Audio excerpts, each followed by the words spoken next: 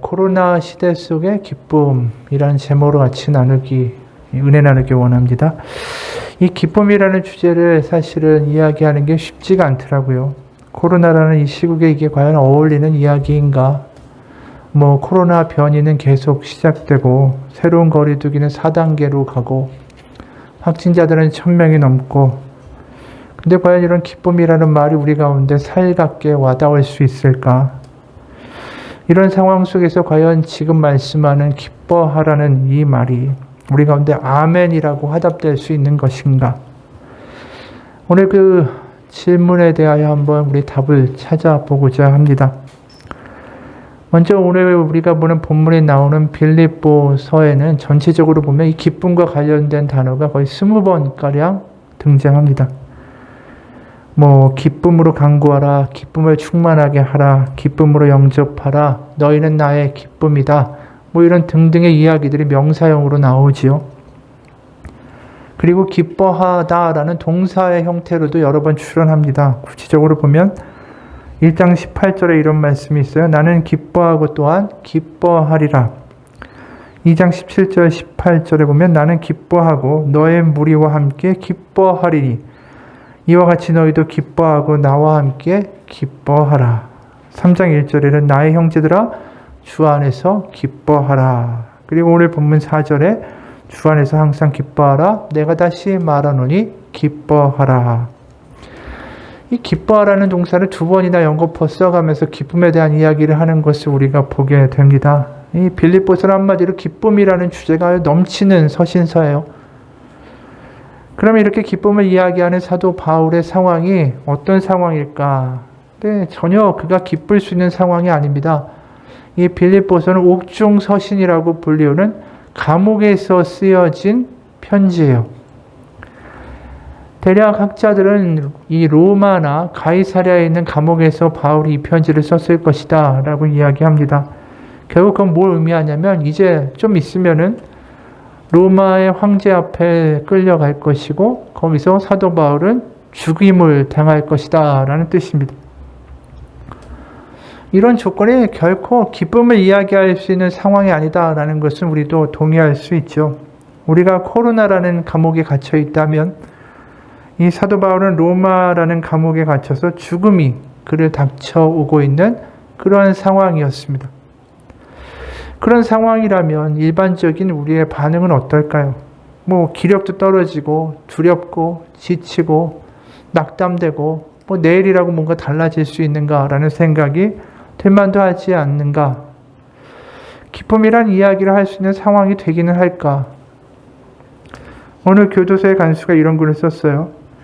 대법원의 최종심에서 사형이 확정되기 이전과 그 이후에 사형수들의 삶의 태도가 완전히 달라진다. 아무리 흉악한 흉악범이라고 하더라도 사형이 완전히 결정되기 전에는 신락 같은 희망이라도 있으니까 악도 쓰고 소란도 피운다. 그러다가 사형이라는 최종 판결이 판사 입에서 떨어지면 얼굴이 창백해지고 기운이 쭉 빠져 몇 날 며칠 동안 꿈쩍도 안 한다. 완전히 죽은 사람 모습이 된다. 그리고 며칠이 또 지나면 지금과는 전혀 다른 사람이 된다. 살아날 가망이 전혀 없다는 게 너무나도 분명해진 다음에 어떤 사형수들은 자기 몫의 식사를 거의 자기 입으로 가져가지 않는다. 대신 깜빵에 시도 때도 없이 출몰하는 쥐나 벌레들의 먹이로 주기 시작한다.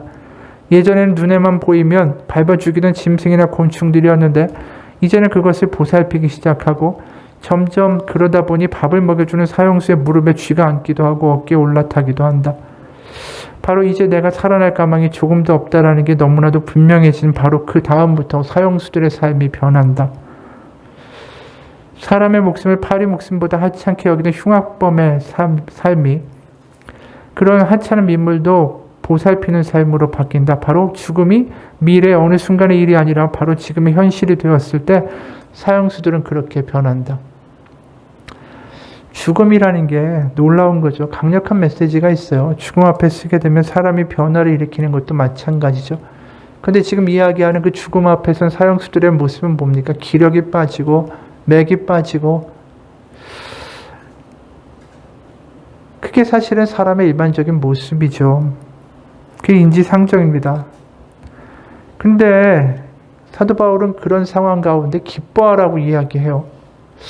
이게 과연 정말 지나친 것이 아닐까? 이 사도 바울이 이야기하는 이 기뻐하라는 그러한 이야기가 우리가 과연 받아들일 수 있는 이야기일까?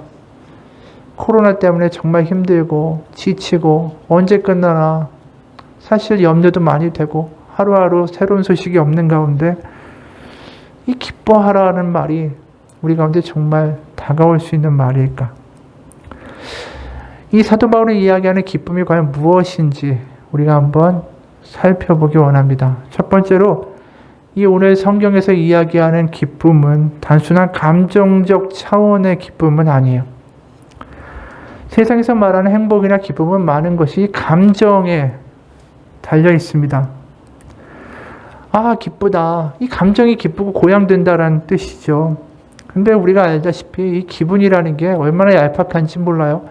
하루에도 몇 번씩 좋았다 나빴다 순식간에 변화되는 것이 기분입니다.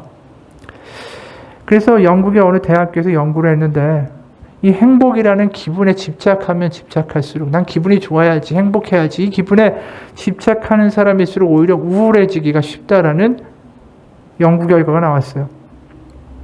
왜냐하면 내가 행복하고 기뻐야지라고 의식적으로 자꾸만 생각하다 보면 결국 이 감정에 집중하다가 남들과 비교하고 부러워하고 그러다가 감정이 점점 거꾸로 악순환을 도는 일들이 많이 생긴다라는 거예요. 예를 들어서 내가 지금 10만 원 벌어서 너무 기분이 좋아요. 기뻐요. 근데 갑자기 뉴스에서 아파트가 값이 3억이 뛰었다. 그 얘기를 딱 듣는 순간에 난 집이 없는데 이 순식간에 그 기쁨이 없어지는 거예요. 그래서 그 기쁨이라는 그 기분에 자꾸만 집착하고 그것에 집중하는 순간에 예민해지고 그러면서 그 감정들이 오히려 돈이나 성공이나 잘못된 토대 위에서 행복을 추구하다 보니까 문제가 생긴다라고 이야기하죠. 쉽게 얘기하면 결국 기쁨이라는 게 그냥 감정에 근거하신 것이다라고 하면 너무나도 쉽게 변할 수 있다라는 거죠. 그래서 사도 바울이 오늘 이야기하는 그 기뻐하라는 것이 그냥 기쁨의 감정을 가져라, 감정적으로 고양되라, 다시 힘을 내라 이 정도의 차원은 아니다라는 걸 우리가 보게 됩니다. 그런데도 사람들이 많은 경우에 믿음과 기쁨, 믿음과 기분을 갖다가 좀 헷갈리는 경우가 있어요. 그 미국의 긍정의 힘이라는 책을 쓴 조엘 오스틴이라는 사람이 있습니다. 그 사람이 항상 이야기하는 게 뭐냐면 내가 하나님을 믿으면 행복한 마음이 들어야 돼. 왜냐하면 하나님은 내가 행복하기를 원하신다. 하나님의 가장 큰 우선순위는 뭐냐면 내가 행복하길 바라시는 거다. 그게 그 사람들이 하는 이야기예요. 그러다 보니까 하나님이 나의 행복을 최우선으로 하고 나 역시 행복한 게 신앙에서 굉장히 중요하다라고 생각하다 보니까 내가 기분이 좋고 행복하면 하나님이 나와 함께 하시는 거고 내가 기분이 우울하고 어렵고 힘들면 하나님이 나를 버리셨다라는 생각으로 빠져들기가 쉽다라는 것이죠.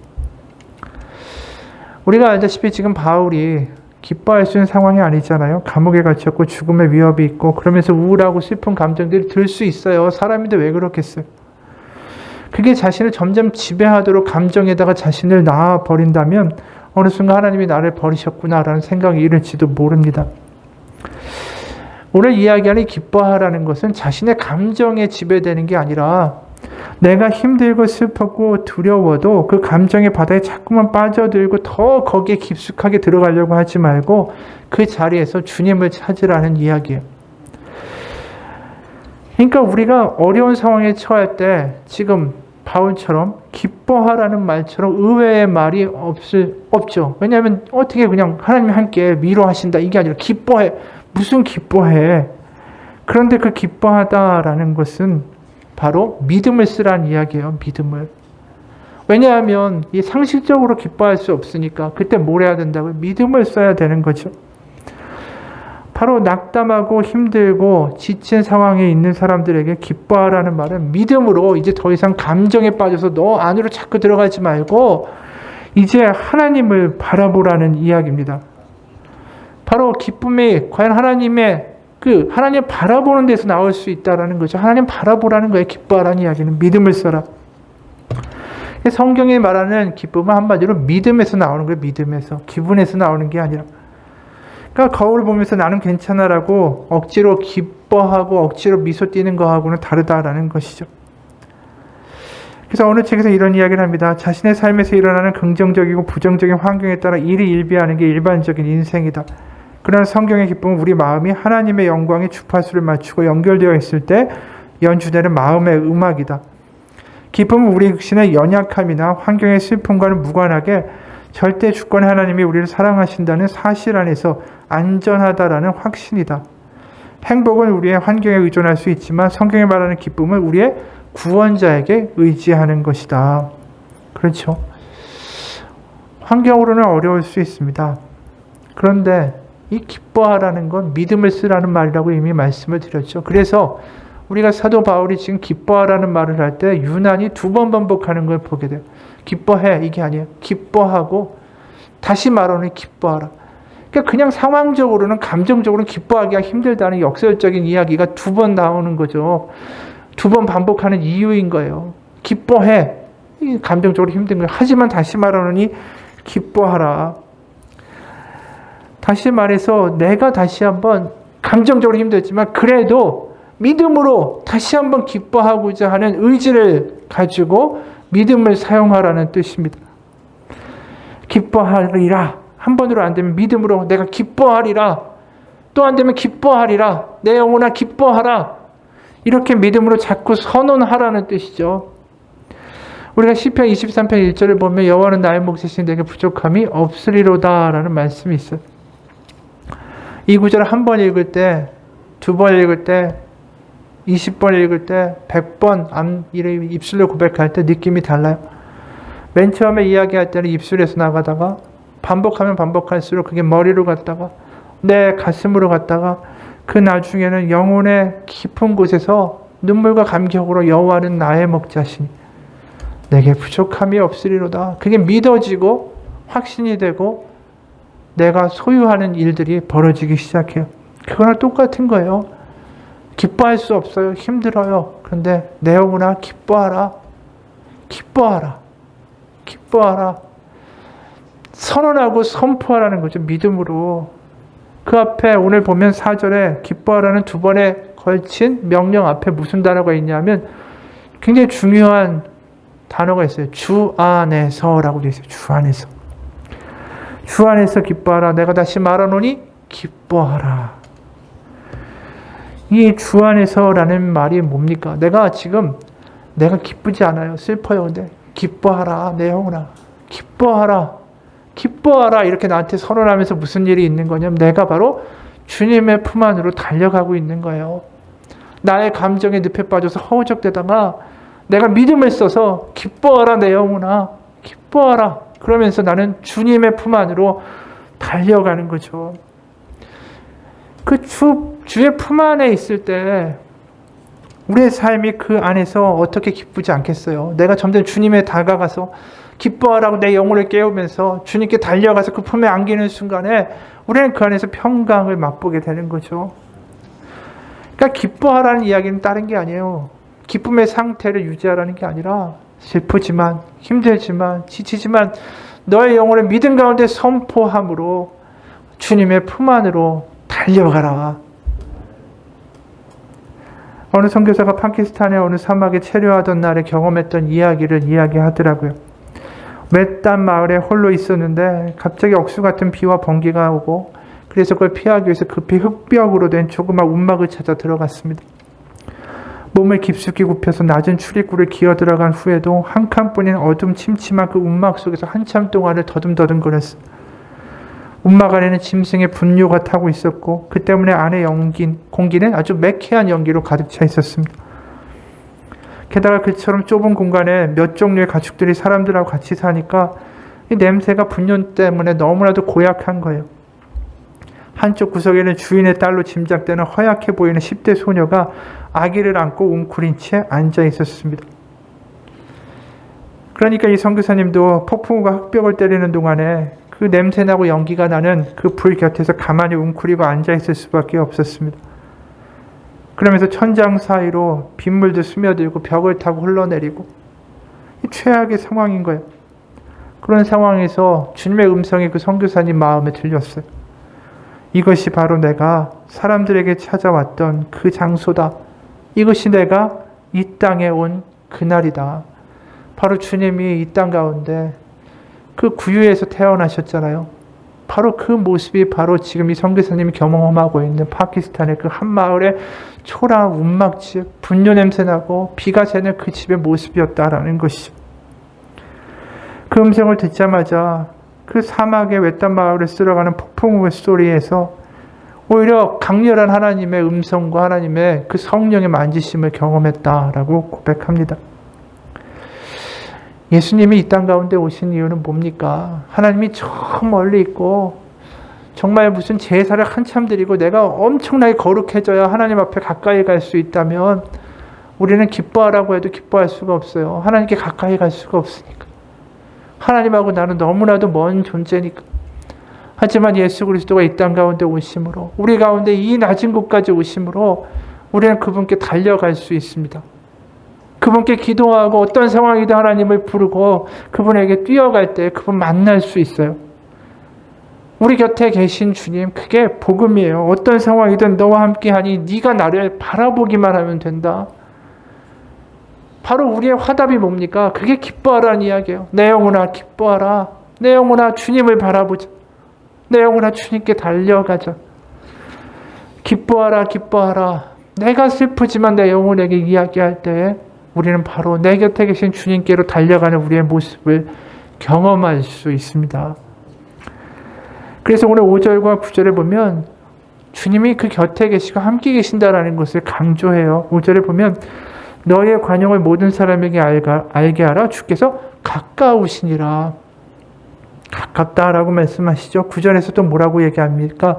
너희는 내게 배우고 받고 듣고 본바를 행하라. 그리하면 평강의 하나님이 너희와 함께 계시리라. 그리고 7절에 그리하면 모든 지각이 뛰어난 하나님의 평강이 그리스도 예수 안에서 너희 마음과 생각을 지키시리라. 요약하면 성경이 말하는 기쁨은 믿음으로 주님께 달려가서 그분의 품 안에 거하는 것. 그게 바로 기뻐하라는 말에 담겨있는 함의 의의입니다. 둘째로 성경이 말하는 기쁨은 또 어떤 모습이 있냐면 이 성경이 말하는 기뻐하라는 건 우리의 삶에 그 기쁠 만한 상황에서 기뻐하라고 하는 게 아니에요. 어려운 상황에서 우리가 기뻐하게 되므로 무슨 일을 경험하게 되냐면 나의 기쁨의 대상이 진정으로 무엇인지를 알게 되는 거죠. 이 이야기가 뭐냐 하면 우리가 세상에서 보통 기쁨을 느끼는 그런 조건들이 뭡니까? 내가 뭐 취직했다, 내 자식이 잘 됐다, 대학에 좋은 대학에 갔다, 뭐 성공했다, 계약을 따냈다, 뭐 이런 일들이잖아요. 그러니까 뭔가 남들보다 잘 되고 뭔가 성공하기 때문에 기뻐하는 경우가 많다라는 거예요. 그게 기쁨의 이유가 될 때가 참 많죠. 이런 이야기가 있더라고요. 어떤 아빠가 아이가 하도 졸라가지고 아이한테 풍선을 사줬더니 5분 있다가 아이가 풍선줄을 놔버리더래요. 그렇게 원했던 걸 얻었는데 아이가 팔이 아프다며 그냥 놔버렸어요. 그러니까 아빠가 너무 어이가 없는 거예요. 얘가 사달라고 그렇게 조르더니 그냥 놔버리니까. 그래서 이제 나중에 그날 찍은 사진들을 보게 됐습니다. 자세히 보다 보니까 풍선을 사달라고 조르던 아이의 주위에 모든 아이들이 모두 풍선을 들고 있었던 것을 그 사진에서 보게 됐어요. 그러니까 아이들이 풍선을 들고 있으니까 이 아이가 사달라고 막 조른 거예요. 근데 이제 아이가 풍선줄을 놓고 나서 아빠한테 혼났던 곳에서 찍은 사진을 보니까 그 사진은 아무도 아이들이 풍선을 들고 있지 않은 거예요. 그러니까 아이들이 풍선을 가지고 남들이 있으니까 그 아이가 그 풍선을 원했고 아이들이 주변에 풍선 안 들고 있으니까 필요가 없어진 거예요. 그러니까 원한다, 기쁘다, 바란다라는 게 참 남들 흉내내는 경우가 많다라는 거죠. 우리가 기뻐하는 이유가 뭐냐면 남들보다 내가 흉내를 잘 내고 남들보다 조금 더 나아지고 그 남들과 비교하면서 상대적인 기쁨을 계속 찾고 있었다라는 것을 우리는 많이 보게 됩니다. 하지만 그런 계속 비교의 경주를 하는 게 우리가 언제까지 할 수 있겠어요? 계속 승진한다고 해도 어느 순간은 회사에서 나와야 되고 어느 순간 아프기도 하고 삶의 위기들은 항상 찾아오죠. 그러다 보니까 세상에서 기쁨을 찾고 비교해서 기쁨을 찾던 이들이 중년의 남성들이 갑자기 명퇴를 하고 퇴직을 하게 되면 무슨 일이 벌어집니까? 우울증에 빠지는 거예요. 더 이상 비교할 것이 없으니까 난 가장 이제 밑바닥이 돼버렸으니까. 정말 기뻐해야 될 일이 무엇인지, 기쁨의 대상이 무엇인지를 우리는 오늘 기뻐하라는 말에서 다시 한번 생각해 봐야 된다라는 거죠. 야고보서 1장 2절을 보면 이런 말씀이 있어요. 내 형제들아, 너희가 여러 가지 시험을 당하거든 온전히 기쁘게 여기라. 이게 굉장히 충격적인 말씀 아니에요? 너희가 성공을 하면 기쁘게 여기라가 아니라 시험을 당하면 기쁘게 여기라라고 이야기해요. 사도 바울도 지금 그 이야기죠. 자기가 죽음의 위기와 감옥에 갇혀 있는데 기뻐하자, 난 기쁘다, 이렇게 이야기해요. 야고보서의 말씀이 실제로 경험되고 있는 게 사도 바울이죠. 나는 기뻐하고 기뻐하노니. 도대체 이런 기쁨은 어디서 나올까? 바로 사도 바울은 기쁨의 원천, 그리고 자신이 기뻐해야 될 대상이 과연 무엇인지를 이런 위기와 삶의 환난 가운데 더 확실하게 체험하는 거죠. 우리가 기뻐해야 될 대상은 뭐냐면 바로 하나님이 선한 하나님이시고 그 하나님이 나의 아버지시고 나를 책임지신다라는 그 사실이 믿어지고 기쁨이 되는 게 바로 기뻐하라는 거예요. 본질적인 이야기예요. 어느 분이 이런 간증을 하더라고요. 꿈 많은 소녀를 만났다. 밝고 이쁘고 자신의 꿈을 위해 열심히 도전하며 사는 소녀였다. 하지만 가정 환경은 그렇지 못했다. 엄마는 우울증을 앓고 걸핏하면 자살을 시도했고 아빠는 심각한 도벽과 절도로 교도소를 들락달락했다. 지금도 아빠가 교도소에 수감 중이라 소녀는 할머니와 같이 살고 있었다. 그 소녀의 이름은 현아였다. 현아는 중학교 시절 자신의 환경과 세상을 탓하고 하나님을 원망하며 비행 청소년으로 살았다. 그러나 그 시간이 재밌거나 즐겁지 않았고 그럴수록 하나님의 교회로 돌아오고 싶었다. 같이 몰려달리던 불량한 친구들 무리에서 벗어나려고 할 때 친구들의 협박이 제일 무서웠다. 그때 가장 위로가 된 찬양이 내 이름 아시죠? 라는 찬양이었다. 그 찬양을 하나님께 올려드리고 싶어서 자기도 모르게 다시 주님 앞으로 교회로 나오게 되었다고 했다. 아빠의 사기와 절도로 경찰과 빗장이가 아빠도 없는 집에 수시로 찾아왔고 집 앞은 항상 시끄러웠다. 그 모습을 보면서 어린 소녀는 아빠가 싫고 엄마가 미웠다.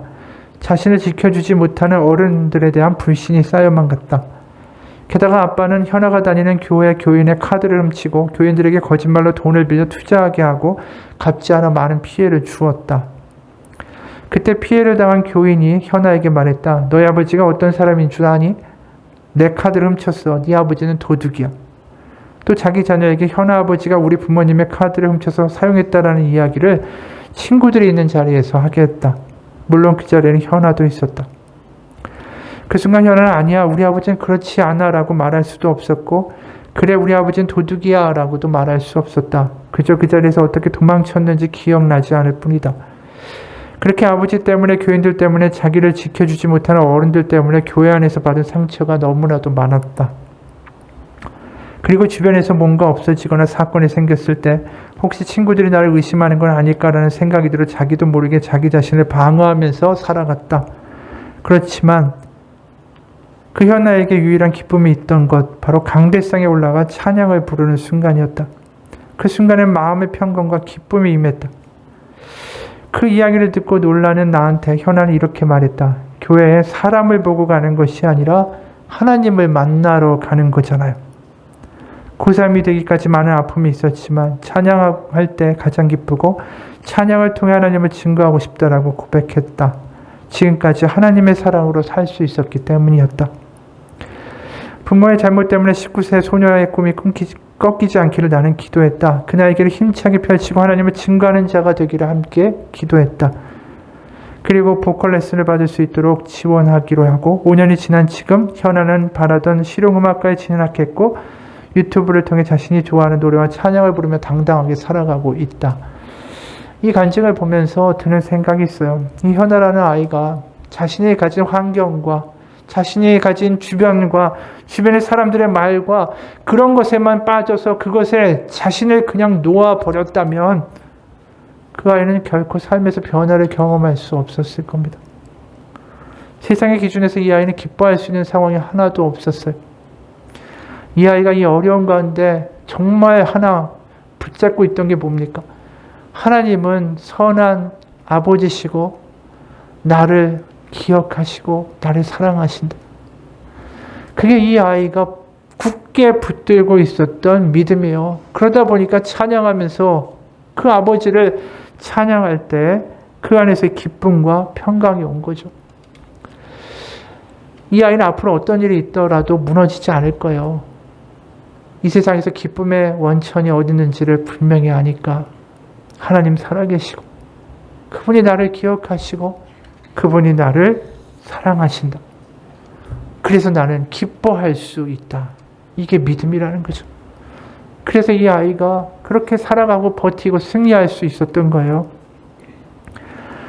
바로 그 확신한 그 믿음, 그 사실 위에서 우리의 기쁨은 나오게 되는 것이죠. 마지막으로 성경이 말하는 기쁨은 개인적인 체험만 의미하는 게 아니에요.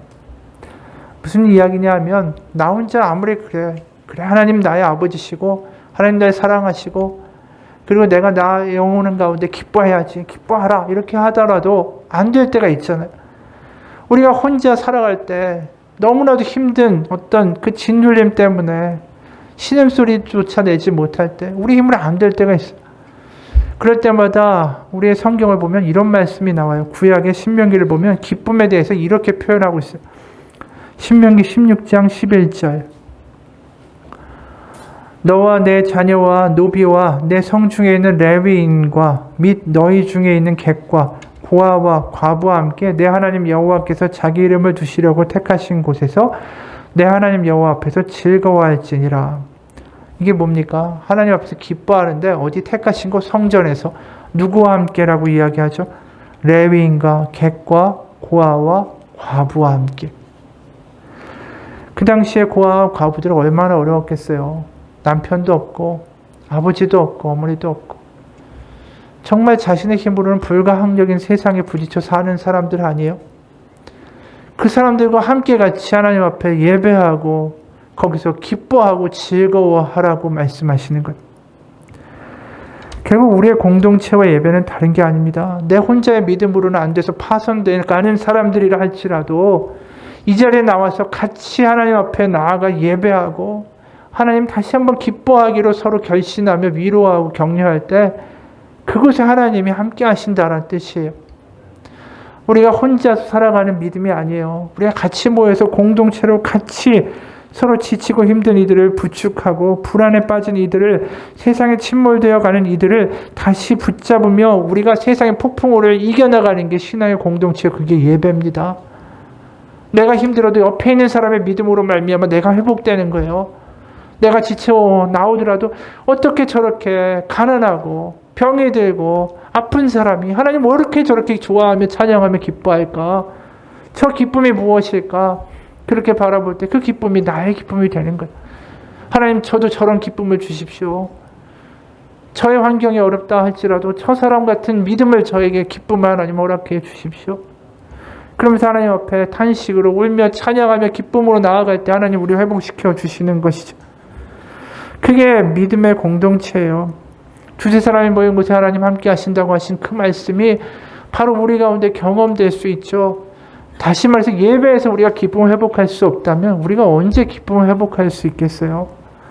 우리 보면 기뻐하라는 말이 그냥 2인칭 단수, 당신은 기뻐하십시오. 이게 아니에요. 복수예요, 복수. 당신들은 함께 기뻐하십시오. 함께 하나님을 찬양하고 함께 하나님 살아계시다라고 선포하십시오. 그 자리에 모여서 선포할 때 당신들 가운데 하나님이 함께 하시고 당신들을 만지시며 고치시며 살아계심을 경험케 하실 것입니다. 그게 바로 사도 바울이 오늘 하는 이야기입니다. 우리가 지금 이 자리에 함께 예배하죠. 누군가는 아플 수도 있고요. 누구는 실망이 있을 수도 있고요. 누구는 그 마음 가운데 정말 털어놓지 못하는 아픔과 슬픔과 울음이 있을 수도 있어요. 하지만 함께 하는 거예요. 8절에 보면 끝으로 형제들아 무엇이든지 참되며 무엇이든지 경건하며 무엇이든지 옳으며 무엇이든지 정결하며 무엇이든지 사랑받을 만하며 무엇이든지 칭찬받을 만하며 무슨 덕이 있든지 무슨 기름이 있든지 이것들을 생각하라. 이게 그 뒤에 나와 있는 사랑하고 정결하고 칭찬받으라고 하는 게 중요한 게 아니라 무엇이든지 형제들아 함께 그 일을 이뤄가라는 거예요. 3절에도 보면 또 참으로 나와 멍에를 같이 한 내게 구하노니 복음에 나와 함께 힘쓰던 저 여인들을 돕고 또한 글레멘드와 그 외에 나의 동역자들을 도우라. 그의 이름들이 생명책에 있느니라. 여기에 구절들을 보면 세 개의 단어에 헬라어로 쉰이라는 접두어가 나오는 단어들이 나와요. 쉰은 함께라는 뜻이. 그래서 번역이 어떻게 되냐면 멍에를 같이 하다, 함께 힘썼다, 동력했다, 함께 했다라는 거예요. 함께. 어느 교회에서 이런 일이 있었다는 거죠. 어느 월간 기도회에 우리는 우리의 자식들 중에 탕자들을 위해서 기도했다. 우리는 말을 듣지 않는 자녀들로 인해 고통받는 부모님들을 위해서 자녀들을 위해 하나님께 부르짖읍시다 라고 이야기했다. 예배당은 빈틈없이 꽉 찼고 놀라운 응답이 나타났다. 기도 중에 나는 자녀 문제로 어려움을 겪는 부모님들에게 예배당 앞으로 나와 무릎을 꿇고 기도하자라고 말했다. 그랬더니 많은 부모들이 나왔고 곧 장례는 눈물바다 울음바다로 변했다. 부모들이 강대상 주변으로 모이자 나는 한 명씩 말 안 듣는 자녀들의 이름을 부르게 했다. 단지 그 이름을 부르는 목소리만으로도 말할 수 없는 고통이 예배당에 스며들었다. 걷잡을 수 없는 슬픔이 장래에 가득했다. 나는 무릎을 꿇은 부모들의 친구들도 앞으로 불러 그들의 자녀들을 위해서 같이 기도하게 했다. 그리고 벌어진 상황은 실로 놀라웠다. 어떤 일이 있었을까요? 하나님의 위로가 임하는 거죠. 그곳에 나가 있는 탕자가 지금 당장 돌아오지 않을지라도 하나님이 결국은 하실 것이다라는 믿음과 확신과 소망이 회복되는 거죠. 바로 하나님은 그런 자리에 함께 하시는 거예요. 오늘 이사야 61장 3절에 이런 말씀이 있어요. 이사야 61장 3절에 보면 무릇 시온에서 슬퍼하는 자에게 화관을 주어 그 죄를 대신하며 기쁨의 기름으로 그 슬픔을 대신하며 찬송의 옷으로 그 근심을 대신하시고 슬픔과 울음 가운데 그 공동체 가운데 기쁨의 기름을 부어주신다라고 말씀하고 계세요. 우리가 시편도 마찬가지예요. 시편에 보면 우리가 시편 보면서 뭐 같은 이야기가 계속 이렇게 쓰여 있지 뭐 비슷비슷한 것 같아 그렇게 느낄 수도 있지만 시편의 가장 중요한 주제 중에 하나가 뭐냐면 함께 한다라는 거예요. 시편 100편 1절에 보면 이런 말씀이 있어요. 예배를 할 때 어떻게 나갑니까? 온 땅에 여호와께 즐거운 찬송을 부를지어다. 기쁨으로 여호와를 섬기며 노래하면서 그의 앞에 나아갈지어다. 다 같이 나가는 거예요. 다 같이. 118편 24절에 보면 이날은 여호와께서 정한 것이라. 이날이 뭡니까? 예배하는 날. 이날에 우리가 즐거워하고 기뻐하리로다. 우리가 하는 거 우리가. 기도와 예배 가운데 그 공동체가 다시 한번 하나님 바라보면서 나가자고 나가는 거예요. 구약에서 시편이 늘 기쁜 상황에서만 이렇게 노래가 됐을까요? 아니잖아요. 이스라엘 백성, 이스라엘 나라라는 게 약소국이에요. 애굽과 바벨론, 아수르 사이에 껴있는 약소국이니까 얼마나 어려움이 많았겠어요. 위기가 있었겠어요. 그런데 그들이 예배에 나가는 게 뭐예요? 우리 같이 손잡고 기쁨으로 하나님께 나아갑시다. 그게 시편인 거예요. 암흑과 어려움이 있어도 같이 나가 찬양합시다. 느헤미야가 포로로 완전히 나라가 망해가지고 바벨론에 갔다가 이제 돌아와가지고 하나님의 말씀을 선포하는 율법이 선포되는데 그 백성들이 나라 잃고 이제 돌아와가지고 막 울잖아요. 그 말씀을 들으면서. 그럴 때 느헤미야가 뭐라고 얘기합니까? 여호와로 인하여 기뻐하는 것이 너희의 힘이라라고 이야기해요. 내가 안 되더라도 우리가 같이 하나님 앞에 예배하며 다시 회복의 역사를 꿈꿀 수 있다. 그게 얼마나 큰 복인지 몰라요. 우리가 예배할 때 하나님은 6절에 아무것도 염려하지 말고 다만 모든 일에 기도와 간구로 너희 구할 것을 감사로 하나님께 아뢰라. 이게 개인적인 차원의 얘기가 아니에요. 우리가 같이 모여서 우리의 하나님 아픔을 아시는 하나님, 우리 가운데 회복을 명하여 주옵소서. 우리 가운데 치유를 명하여 주옵소서. 우리 가운데 고침을 명하시고 하나님의 성령으로 만져 주옵소서. 그럴 때 하나님이 너희를 평강으로 지키신다. 너희 가운데 함께 하신다. 그것을 지금 사도 바울은 이야기하고 있습니다. 우리 하나님의 자녀예요. 그 사실을 다시 한번 이 자리에서 확인하기 원합니다. 내가 믿기지 않을지라도 하나님은 그렇게 말씀하셨어요. 넌 나의 자녀다. 바로 하나님 예수 그리스도의 십자가로 내가 너를 자녀 삼았도다. 우리가 이 시간 나의 믿음은 부족할지라도 이 시간 하나님이 이 자리에 함께 하심을 믿고 같이 아버지 앞에 나아가기 원합니다. 하나님 코로나 시기에 어렵습니다. 걱정도 되고 아프기도 하고 두렵기도 합니다. 하지만 하나님, 선한 아버지, 우리를 사랑하시는 하나님, 이 자리에서 나의 기도를 들으시고 우리의 기도를 들으시는 것을 믿습니다. 지금 나아갑니다. 하나님, 슬픔 가운데 기쁨의 기름을 부어주시고 제 가운데 하나님의 찬양을 회복시켜 주옵소서. 이 시간 우리 같이 잠깐 기도하기 원합니다.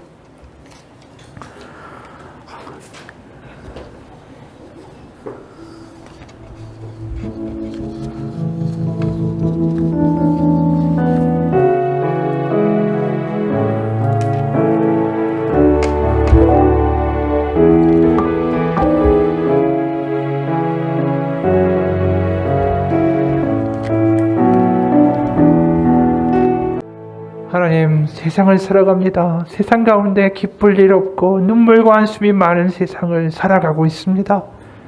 하지만 그 가운데 기쁠 일 하나 없는 나의 삶 가운데 하나님은 여전히 나의 아버지가 되시고 나를 기억하시고 우리를 사랑하시는 아버지이심을 믿으며 이 시간 나아갑니다. 우리 가운데 연약한 자, 지친 자, 쓰러진 자, 낙담한 자, 아픈 자, 괴로운 자, 그 모든 심령의 아픔과 때로는 육신의 칠고를 지며 이 시간 아버지 앞에 나와 있습니다. 하나님, 우리가 아버지 앞에 나아갑니다. 우리의 예배와 우리의 믿음을 보시고 오병이어의 그 가난하고 배고프고 굶주린 이들을 바라보시며 그 긍휼 때문에 마음의 창자가 찢어지는 고통으로 다가오신 예수 그리스도, 그분이 이 자리에 함께하여 주셔서 우리 가운데 치유를 명하여 주옵소서. 회복을 명하여 주옵소서. 내가 너희와 함께한다라는 것을 경험케 하시고 보게 하시고 알게 하옵소서. 주님의 사랑을 맛보게 하여 주시옵소서. 기쁨이 우리 힘으로 이루어지는 것이 아니라 다가오시는 주님, 우리를 사랑하시는 주님, 우리를 안아주시는 주님 가운데 다시 한번 기쁨과 평강을 발견할 수 있는 역사를 일으켜 주옵소서. 세상에 어찌 기쁘냐라고 말할 때 내가 주님과 함께하기 때문에, 우리의 주님이 살아계시기 때문에 기쁘다라고 말할 수 있는 믿음의 간증들이 우리 가운데 넘쳐나게 하여 주옵소서. 살아계신 우리 주 예수 그리스도의 이름 받들어 기도합니다. 아멘. 우리 다 같이 일어나서